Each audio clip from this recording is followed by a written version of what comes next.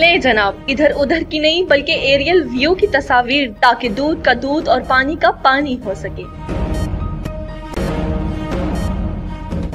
इन तस्वीर में आप दो चीजें नोट कीजिए। पहली, जलसे के अफरादी कुव्वत जो किसी भी तरह 5000 से जायद नहीं लग रही। ये जहन में रहे कि मीरान शाह पीटीएम का गढ़ है और इस सियासी जलसे के लिए पीटीएम ने दिन रात तैयारी की थी। और दूसरी और सबसे अहम बात, इस जलसे के इर्द गिर्द तामीरात मुलाहिजा कीजिए। यूँ महसूस होता है गोया इस्लामाबाद का एरियल व्यू है। ये पाक फौज की मकामी आबादी के लिए तामीर की गई इमारत हैं और मजीद तामीर नू का अमल जारी है। इन तामीरात के दरमियान खड़े होकर ये मुनाफिक आवाम को बता रहे हैं कि पाक फौज ने वजीरिस्तान तबाह कर दिया, अब इनको निकालो। मंजूर पश्तीन की ये नाकामी साबित करती है कि पीटीएम नामी फितने को पश्तून पहचान चुके हैं और अब मजीद इनके धोखे में नहीं आएंगे। उम्मीद है इस बार पीटीएम जरूर एरियल व्यू की तस्वीर शेयर करेंगे।